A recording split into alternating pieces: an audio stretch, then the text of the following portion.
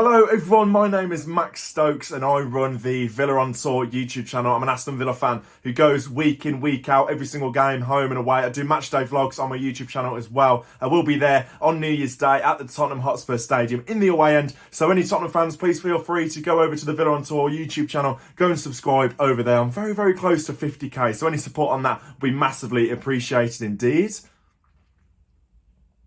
So then, Aston Villa's season so far, how's that gone? Yeah, pretty up and down. I think we started it obviously with Gerrard. That didn't go too well. We'll touch on that in a little bit. But since Emery's come in, it's been very encouraging. We can see the signs are there. So, like I said, I think it is encouraging. The signs are there. We can see a clear way we're trying to play. Hopefully there's a bit of progression. And yeah, I'd take a top half finish this season because Gerrard left us in a pretty horrible state. So I think after the World Cup break, we've had that time to sort of work on Emery's systems, potentially get a couple of players in, not major surgery, but a couple of players in January and go from there, really. So what do fans expect this season? I think, like I've already touched on, it's not going to happen overnight under Emery, but I think he's got to steady the ship. We came 14th last season, and that was when we were massively inconsistent. We've already been that this season, but Emery's only had 3 games in charge. So I think if we can break into that top 10, I think Villa fans will be more than happy, 100%. I don't think there's any expectation to do what Newcastle have done and get that top 4, top 6, top 8, maybe potentially get into that top 8 because it is so tight this season. Teams like Fulham, Brighton are up there. So, but yeah, I'd be happy with 10th, I would. And then you get that summer transfer window out of the way, a couple of additions, and then we go again the following season. So top half for me, I'll take that. So how can you expect Villa to set up and what are the differences under Emery? I think, like I've already said, he's so adaptable during games and he can see what's going on the pitch and he can adapt to that, which I think we haven't had with a Villa manager for years and years and years, not just Gerrard. So even for that Man United game I've already touched on, the 3-1 win, he saw we were winning, he saw we were majorly, well I wouldn't say majorly, but we were under the cosh, we were losing, we were winning 3-1, sorry. And he brought on defenders, he went 6 at the back I think towards the end of that game. So it was encouraging, he's adaptable. But in terms of how we set up, it changes. It's quite hard to see because it changes in game all the time, 4, 5, 6 times within a game. I think he sets up basically 4-2-2-2, which fits the players we've got. It fits the team. So yeah, I'd say 4-2-2-2, but players do move within their positions and it is all over the place, but in a good way.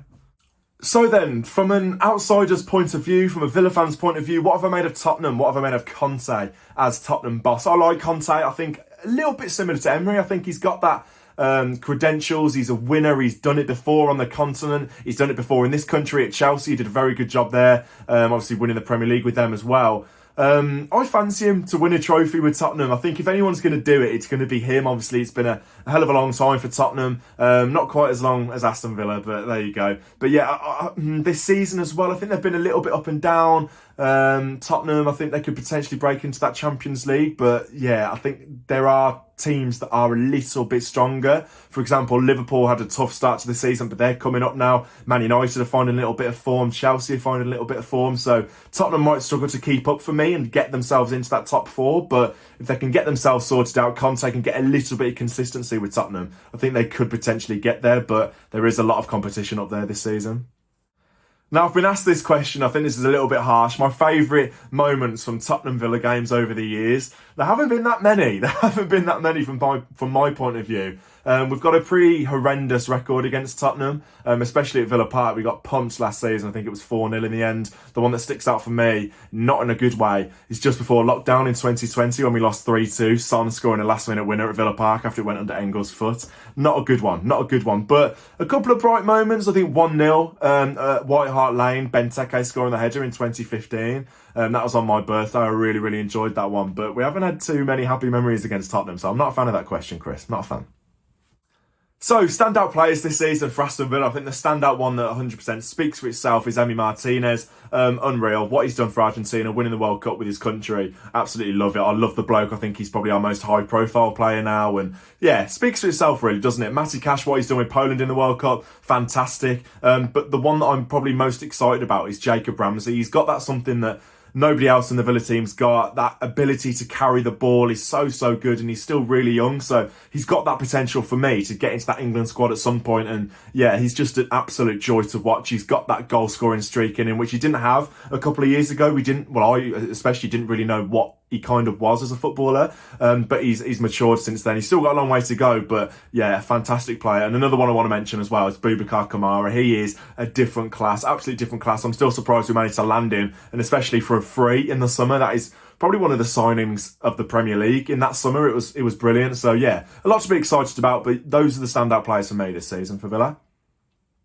So my thoughts on Gerrard going, I think it had to be done. I think it 100% had to be done. It was so the same, repetitive, week in, week out. No matter who you were going up against, it was the same system. It was not even the same players. He didn't really know what to do. He didn't know how to utilise his players. He was switching. He didn't give players a chance to get that run they needed in the team. Buendia, for me, he stands out. He didn't get that run in the team, so he couldn't find that form, and that was the case for a lot of the players, and he had to go. He didn't know what he was doing. He was so inexperienced. So yeah, it had to be done. Unfortunately, it was just the wrong decision at the wrong time for me, appointing Steven Gerrard. It was a crazy little, risk, really. It's such a massive risk, and it didn't pay off, and like I said, he had to go. How things been since? Good. I think, like I've already touched on, under Emery, you can see the plan, you can see the system, you can see what we're trying to do, and it's not going to work overnight. I think we all know that. We have to be patient, but you can see there's signs, and I think it's so refreshing to see a manager make 5 subs and try and make a change and be adaptable during games, because Gerrard was just not that man. So it's encouraging. It's not going to happen overnight, but beating Man United for the first time in 27 years in his first Premier League game, it's exciting times, it is, and he is an elite manager, he's a winner, so I'm excited. Where do Villa need to improve on in the upcoming January transfer window? I don't think there needs to be major surgery. I think, obviously, the old cliche, it's hard to get business done in January. I think we could majorly do some with some additions in the summer, potentially. Maybe 1, 2 or 3. There might be a couple in January, depends if it's available. It depends if we can do it. But in terms of positions, I think sub-goalkeeper, please. We need a very decent backup to Martinez. Olsen just isn't that guy. He's not confident. He's not good with his feet. He seems to concede an unbelievable amount of goals whenever he does play, even if they're not his fault. He just doesn't instill confidence for me at all. So backup goalkeeper, there's been talk about left back. Luca Dean has been fairly average this season. Maybe give him a bit of competition. Potentially a striker. Watkins has been struggling. But yeah, I think we need a winger as well, 100% a winger at some point, because Gerrard seems to have sold them all and we've only got Leon Bailey. So a winger, striker, left back, goalkeeper. Yeah, something like that. But yeah, don't think there needs to be major surgery. Despite the fact I've just listed off about 5 positions, I don't think any of them, or majority of them, are like serious